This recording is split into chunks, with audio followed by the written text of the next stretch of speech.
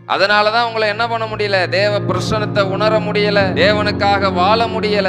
பிரயாசம் எடுக்கிறோம், முடிவு எடுக்கிறோம், தீர்மானம் எடுக்கிறோம், அர்ப்பணிக்கிறோம். ஆனா அதுல நிலைத்து நிற்க முடியாததற்கு காரணம் என்னவென்றால், ஆத்மாவிற்கு போக வேண்டிய காரியங்கள்ல ஏதோ தடை இருக்கிறது என்று சொல்லி அர்த்தம். உங்களுக்கு புரியுதோ புரியலையோ, டெய்லியும் ஒரு வசனத்தையாவது என்ன பண்ணுங்க, வாசிங்க. அந்த ஆத்மா அது கதறுதுங்க, அது கதறது உங்களுக்கு தெரியல. ஆனா பர்மனன்ட் பீஸ் ஆத்மாக்கு எங்க இருக்குன்னா, அது தேவனுடைய சமூகத்தில் தான் இருக்கிறது. எப்ப என் சமூகத்துக்கு வருவ, என் மனசுல உள்ளதெல்லாம் உனக்கு வெளிப்படுத்து. முன்னாடியே சொன்னது போலதான், ஃபேன் ஓடிட்டு இருக்குது, ஆஃப் பண்ணாலும் ஃபேன் என்ன பண்ணும், ஆஃப் பண்ணோடனே டப்புன்னு நின்றுமா, கொஞ்ச நேரம் என்ன பண்ணும், சுத்தும். அப்படிதான் நம்ம வாழ்க்கை. ஆதியில நம்ம பெற்ற அபிஷேகம், அன்பு, தேவன் மீது வைத்திருக்கிற வைராக்கியத்துல இன்னும் என்ன பண்ணிக்கிட்டு இருக்கு, வண்டி ஃபேன் சுத்துற மாதிரி வண்டி ஓடிக்கிட்டு இருக்கு. ஆனா சுத்திக்கிட்டே இருக்குமா, சுத்தி என்ன ஆயிரும், நின்றும்.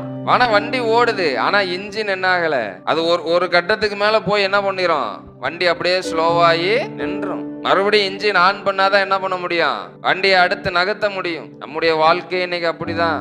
இன்ஜின் ஆஃப் ஆயிருச்சு, சுவிட்ச் ஆஃப் பண்ணியாச்சு, ஓடிக்கிட்டு இருக்கிறோம். ஆனா என்னைக்கு நிப்போன்னு தெரியாது. இப்ப மறுபடியும் என்ன பண்ணிருங்க, இன்ஜினை ஆன் பண்ணிருங்க. இந்த இன்ஜின் ஆகிய ஆத்துமாவை ஆன் பண்ணிருங்க.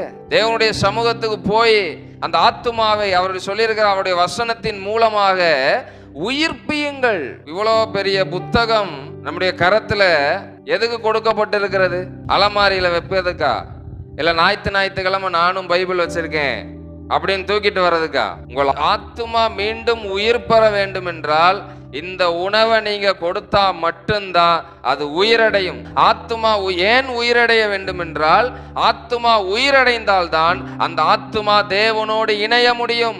தேவனுக்கும் ஆத்துமாவுக்கும் தொடர்பு உண்டாகும். மரித்த ஒரு நபரோடு கூட என்ன பண்ண முடியாது, அது கணவனாக இருந்தாலும் மனைவியாக இருந்தாலும் அவங்க இறந்துட்டாங்கன்னா அவங்களுக்கு எனக்கு என்ன ஆயிரும், உறவு கட்டாயிரும். அதே போலதான் செத்த ஒரு ஆத்துமாவோடு கூட தேவனால் உறவாட முடியாது. போன் சுவிட்ச் ஆஃப்ல இருக்குன்னா நீங்க 1000 தடவை போன் பண்ணாலும் சுவிட்ச் ஆஃப்னு தான் வரும். ஆன் பண்ணாதான் என்ன பண்ணும், கால் வரும். அப்ப அந்த ஆன் பண்ண வேண்டிய இடத்துல நீங்க இருக்கிறீங்க. இத்தனை நாள் வரைக்கும் ஆஃப் பண்ணி வச்சதெல்லாம் என்ன ஆகட்டும், போட்டும். ஏன்னா இந்த ஆத்துமா தான் போய் தேவனோடு என்ன பண்ண போகிறது, வாழ போகிறது. நீங்க சாப்பிடுறீங்களோ சாப்பிடலையோ அது பிரச்சனை கிடையாது. ஆனா உங்க ஆத்துமா வாழலன்னா, பிரியமானவனே, ஆத்துமா வாழ்வது போல் உங்கள் ஆத்துமா வாழ்கிறதா, அதை கவனிக்கணும்.